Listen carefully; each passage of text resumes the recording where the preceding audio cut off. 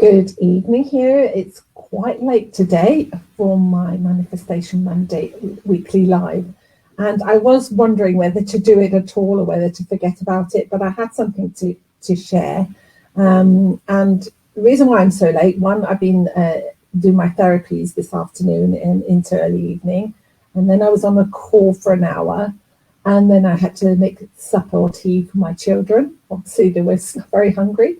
And then my son got me hooked onto Wordle and helping him, and had a really challenging word to find, and it ended up being pixie. Oh my goodness, it took us forever. But anyway, we got there in the end. We didn't want to admit to failure or defeat. So today, the live, or this evening, is about dream boards, really, envisioning and in manifesting your vision board. I delivered a workshop on Saturday in my local area. It's about 6 miles away from where I live. We had about 12 people attend, which was really good. And strangely enough, the majority of them hadn't done a vision board before, but some had, or one had started a while and never finished, and was sufficiently inspired that day to finish off in the evening, which was wonderful. So we obviously said the right thing. And vision boards can go by the name of mood board or dream board. And I'm guilty, so you probably may be guilty as well. You do a nice vision board and then you park it somewhere and then you forget then to look at it. And then you may decide you want to change something, which is fine because, as I say, it's a moving feast. Sometimes you are changing, so you might want to change your desires, your aspirations, or your expectations for your life. And that's perfectly fine. But the thing is, it's important. The reason why we do that is to fix on what we desire, what we really want, rather than what we don't want in our life. And so often we can get caught up in the humdrum, the wheel, the repetitive wheel of existence, going through the same motions on autopilot. And we forget, we lose sight. The dreams are there, but they're really buried under literally responsibilities and obligations and things that we have to do, and we're so working through our daily life that we're not really we're not focusing, and that's the key thing with manifestation, with the mind as well, directing our awareness. And if we're not focusing on the right thing, then our subconscious mind will rule the roost always, because it's 95% of our brain power, if you like. And it will always run on an autopilot. And the only chance we've got of even getting close to our dreams is to be more aware, to be more consciously aware. And it's all about directing your focus and attention. So vision boards do that. It has one predominant purpose is to focus your energy and your attention on what you do desire, and getting really clear on that. And also, it constantly reminding your subconscious mind, if you like, because the subconscious mind is a goal-serving mechanism, and it will, and it does need some. If you want it to go in a positive way, you have to think positively. So the science around it is that the subconscious mind is like a homing beacon, and it will actually go in search of what you are focusing your attention on. So it has a reticular activating system in our mind. So it's like a filtering system. So, for example, there is this a new colour of cars out last year. I can't remember what it's called, like a sunset beige or something like that. And up until that point, I wasn't really aware of the colour. But when I sort of thought, that's an attractive colour, and then you start looking for it, and you start seeing it everywhere, it pops up all around you, and you think, oh, that's the reticular activating system in operation.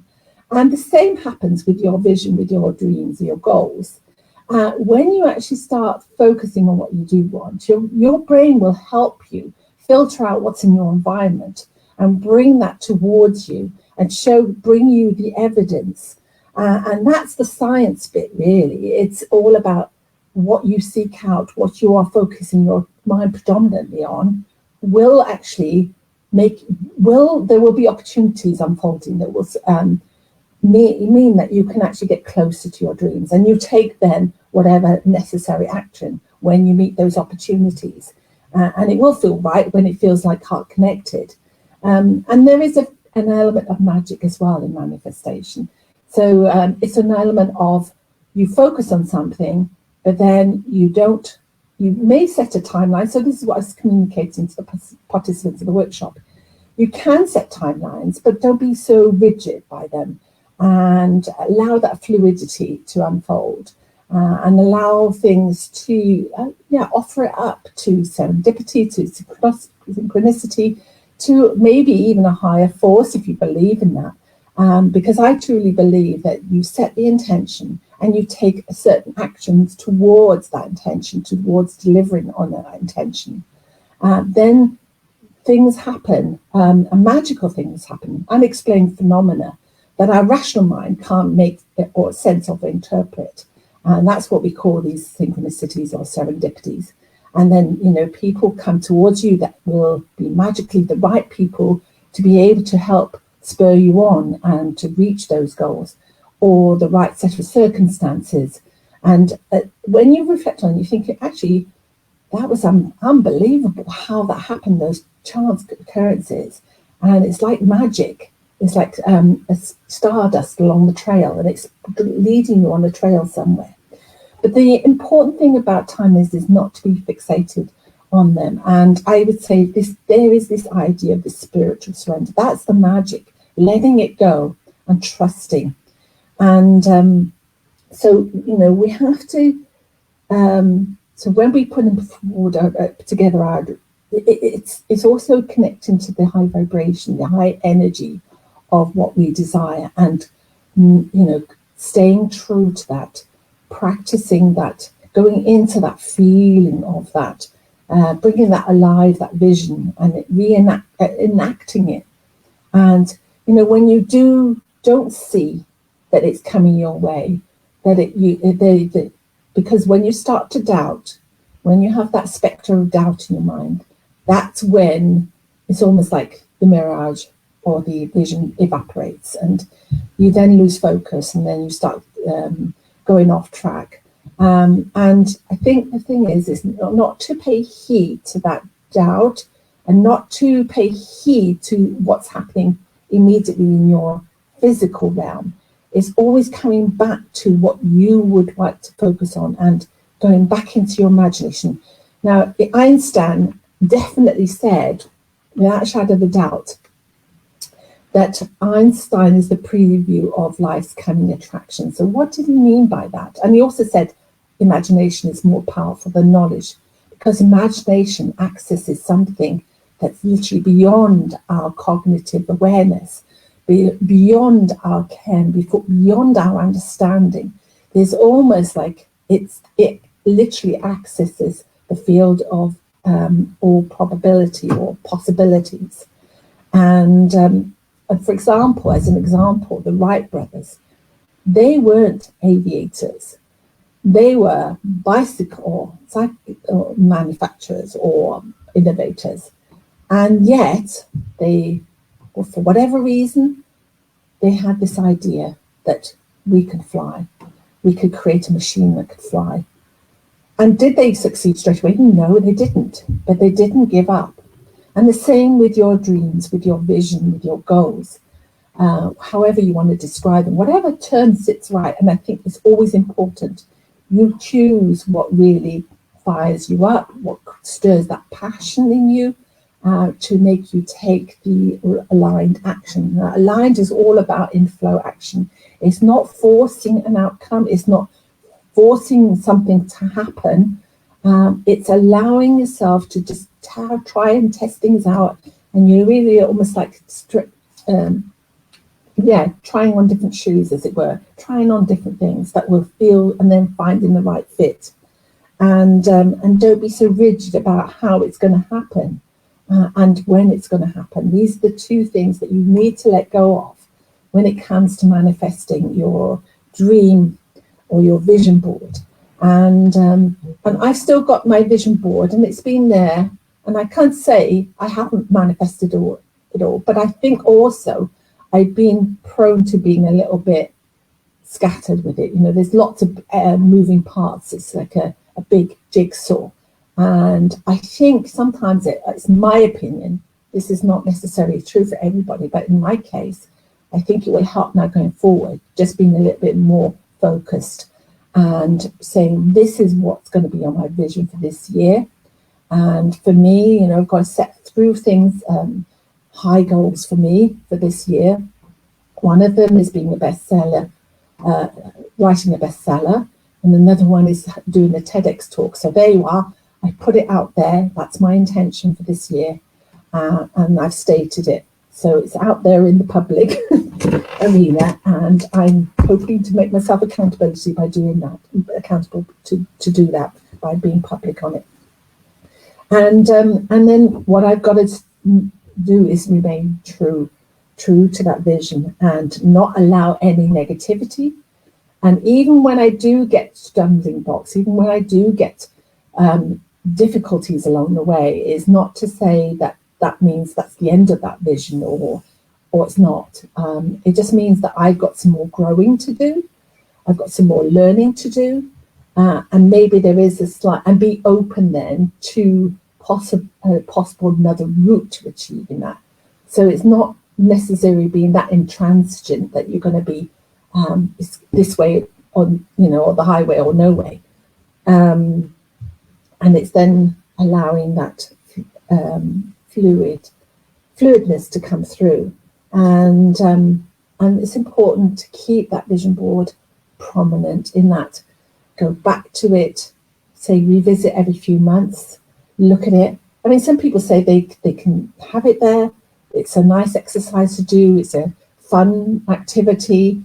And then they put it away and it's actually manifested. But I think at the end of the day, what's happened, it depends how well it goes through, filters through to your subconscious and into your feeling nature. And if you're still connected to it, even whilst you're going through your daily motions, then it's always there, it's always present, and you've always got that intention. And I think that's why being more focused on what you want to achieve within this sort of maybe this year or the next 18 months or whatever, how it depends on how high you want to stretch yourself. Then and the thing is, big visions, don't be afraid of big visions. Don't be afraid of the hairy goals, you know, the audacious goals. And I would say the BHAG goals. So it's just that you have to step into that confidence, but it will take time maybe to stretch that confidence, grow that confidence. And it's all about, let's check in and see how well am I going along that, and have this. So the dream board is 50% science, 50% a bit of magic, but 100%, absolutely amazing to do and awesome. And so I would, if you haven't done one yet, I would recommend you do one for this year or for the next step one up for the next 3 years if you like. But I would say try and keep it as focused as possible, and that's why try and keep it within this year, for the time frame of this year, and do something that you know is a stretch, but then at the same time is something you know. And I don't like the term SMART because I've got my own version of that. I've got SMARTY intentions as opposed to SMART goals. So instead of immeasurable, it's manifesting. So it's all about the E on the end is the emotion. So it's all going to be connected to the emotions. That's important. And T is not time bound, it's time fluid. So for me, there's a different way of approaching it. And it's a more beautiful, flowing way of approaching your vision and your goals. And it's not being too prescriptive, but still giving that same clarity as to your heart's intentions. And that's the important thing. It's connected to the heart rather than the head.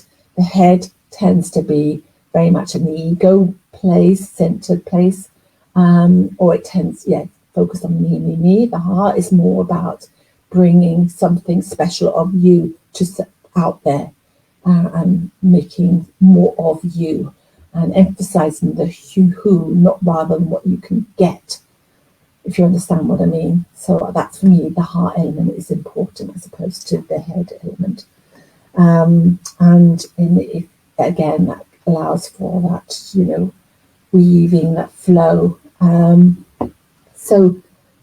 also when it comes to, if you say an affirmation around that vision, that helps as well. So with the energy alignment method, I step into my higher energy every day, and I align or I affirm to this intention of me being this person that I serve others in the way I want to do it. And I say thank you, and I allow this into my energy with the deepest gratitude and high vibration energy, such as excitement and, you know, expectancy, but without the attachment to the result. And I think that's the key thing as well.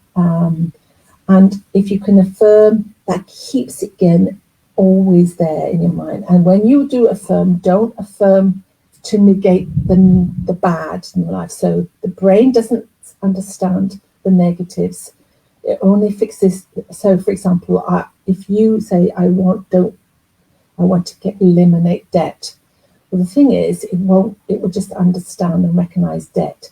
So you need to direct your subconscious mind in a way that is positive. So I am daily choosing to follow paths that abundant paths, or daily I am open to receiving more and more money. So in relation to money, just as a final mention, I'm doing my free masterclass, which I've run before back at the end of October, but it was very well received, and I'm running it again. It's called Magnetize Your Money Flow. I will put a link down in the comments after this video where you can sign up. There's the information page and it has the sign up link. I won't do it till the morning because there's still issues with the website. They've been moving my site from one server to another, so it's still down, unfortunately. But hopefully by tomorrow it'll be all up and running again, and you have the option to sign up for the event. So it's next Monday, the event at 12:30.